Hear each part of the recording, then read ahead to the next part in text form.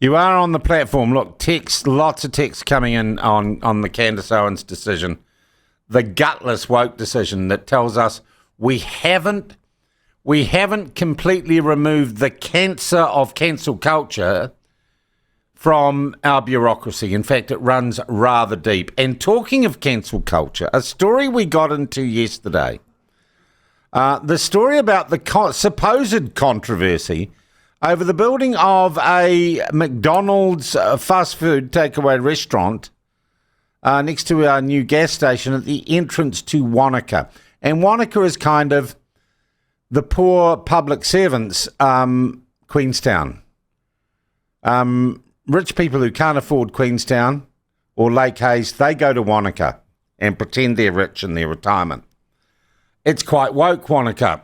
And a bunch of people, including the woman that we talked to, we didn't realise at the time she owned a cafe, Ben. Part owner in a cafe in Wanaka, and she's against the McDonald's opening in Wanaka.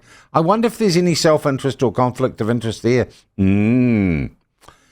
Anyway, there is a resource management hearing about giving approval for the McDonald's, for the Maccas in Wanaka.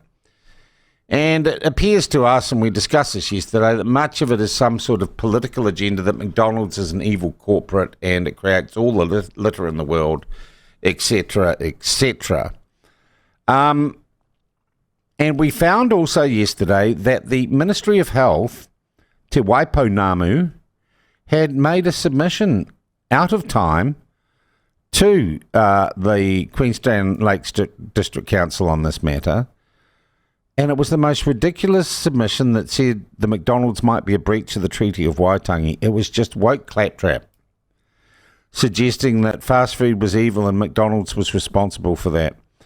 None of the officials who wrote that report would come on yesterday, but we did contact Health Minister Shane Retty's office.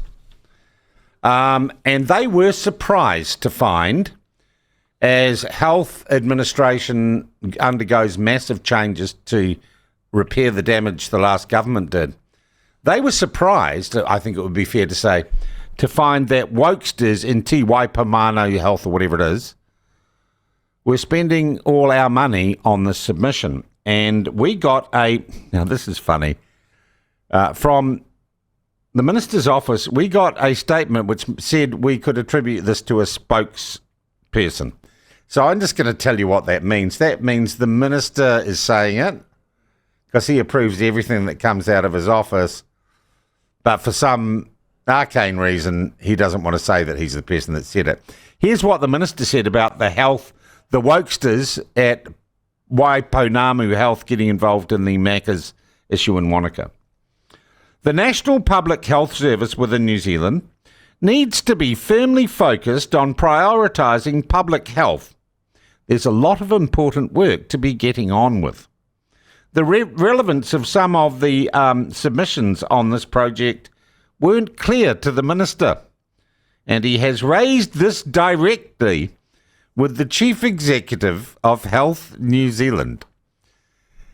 So I read between the lines on that. It means Retty said, what the F are they doing? And he has rung up and said, stop that woke silliness. And I think that's a good thing.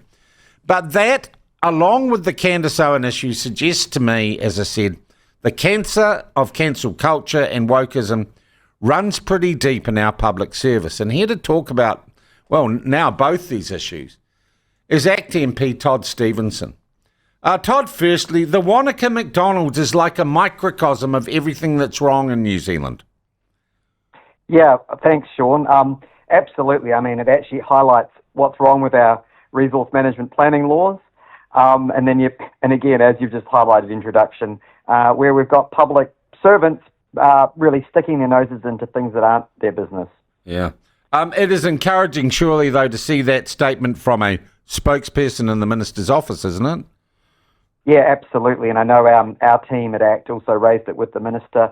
I mean, this is the same group, Sean. They had a crack at food trucks in Invercargill a month or two ago, and I had a crack at it then and said, look, what are you doing, guys? They basically objected to having food trucks in Invercargill because they said they didn't serve healthy food options. When the council was just basically looking at a process. Can I ask, Todd, who are these people? Presumably They're public servants who get paid by the taxpayer and told what to do by their managers, or are they something else? No, absolutely. They're just a unit. It's the National Public Health Service, which is a unit of Health New Zealand, which, they should be focusing on things like we've got a, whooping cough outbreak at the moment, Sean. We've got really poor childhood immunisation rates, etc. There's plenty of work for them to get on with, actually helping. But they are very busy telling the Queenstown Lakes District Council to talk to Ngāi Tahu and that this could be a breach of the treaty. Yeah. I mean, I'm sure you've read the submission. It was all over the show. I mean, it was laughable. Yeah. Yeah. So I didn't know they were experts in resource management applications, but well, they clearly aren't because it was just all over the shop. Look, the other thing, Todd, I want to ask you about now, Ben, I just want to bring you in here. In terms of the minister, did you get anything more definitive about these people? And also these people, when we've talked to them, said they can't give us an interview, Todd, because they're busy, kind of being restructured or something? There was something going on with a new office building that they were getting consent for, so apparently all their employees are tied up with that. And this was directly out of Health New Zealand, not from Minister Retty's office. Yeah. But it was another reason that they've given us why they can't talk to us about something that they've done. That sounds like bullshit, Todd. Yeah, well, I don't know about that. I hadn't heard about that. But yes, I think yesterday too, Sean, there was a number of changes being announced at Health New Zealand. Again, so hopefully they're being restructured out of jobs. Well, possibly, yeah. Todd, I also want to raise with you, and it came up overnight after we'd booked you for the show this morning, news that Immigration New Zealand have denied a working visa to, what would you call her, YouTuber, social influencer Candace Owens from the United States, on the grounds that the Australians decided she couldn't go there. It appears to us that this has not gone across a minister's desk, and I'm still trying to establish if Chris Pink or Erica Stanford would be responsible. But it looks to me again like a case of woke bureaucrats making quite serious decisions without thinking about what the public mood is. Yeah, look, I've like you, I've just kind of caught up on this overnight. I think there was also another case earlier in the week where a social influencer... Ben's going to explain who Speed is to me later on. We're going to get into that story later on, But I wonder whether again, it gets quite, as you know, Sean, it gets quite the kind of visa you apply for, are you here for work, are you just visiting, etc. Maybe there's not enough kind of flexibility there because this is kind of a new world, isn't it, right? Where you have people with millions of followers online coming here to give a public address.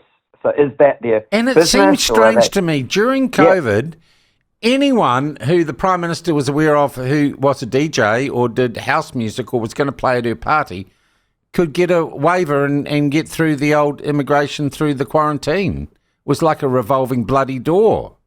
But now it's all different. Maybe they didn't pay. Maybe she was just hosting them for their DJing skills. I don't know. Yeah. But look, I think you're going to see more about this in the next few days,